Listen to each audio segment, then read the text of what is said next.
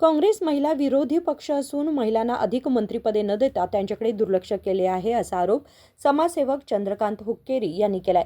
बेळगावच्या लक्ष्मी हेब्बाळकर यांना महिला कोट्यातून देण्यात आलेले मंत्रिपद परत घेऊन अन्याय करण्यात आलाय।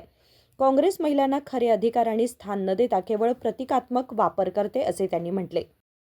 कर्नाटक सरकार ಈಗ ಸದ್ಯ ಡಿ.ಕೆ. ಶಿವಕುಮಾರ್ ಅವರ ನೇತೃತ್ವದೊಳಗೆ ಕೆಲಸ ಮಾಡಾಕತ್ತೈತಿ। ಸಾಕಷ್ಟು ಯೋಜನೆಗಳು ಪಂಚ ಯೋಜನೆಗಳು ಅದು ಜಾರಿ ಮಾಡಿದರು, ಸ್ವಾಗತಾರ್ಹ। ಆದರೆ ಈ ಇತ್ತೀಚೆಗೆ ಹೊಸ ಮಂತ್ರಿಮಂಡಲ ಅಂತ ಸಿದ್ಧ ಮಾಡಿದ್ರು।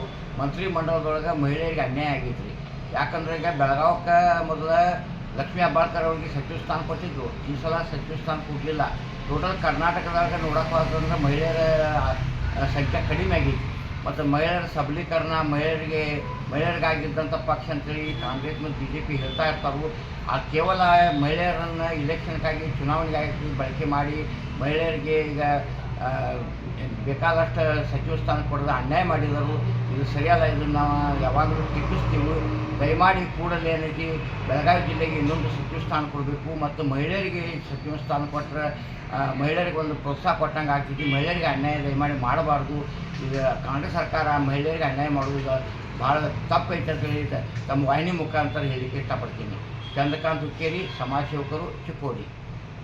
काँग्रेस सत्तेत आल्यावर महिला सशक्तीकरण आणि सुरक्षिततेला प्राधान्य देत नाही, उलट केवळ मतांसाठी महिलांचा वापर करते। हे महिलांवर केलेले अन्याय आहे असेही त्यांनी नमूद केले। राजशेखर हिरेमठ, KMM मराठी, बेळगाव।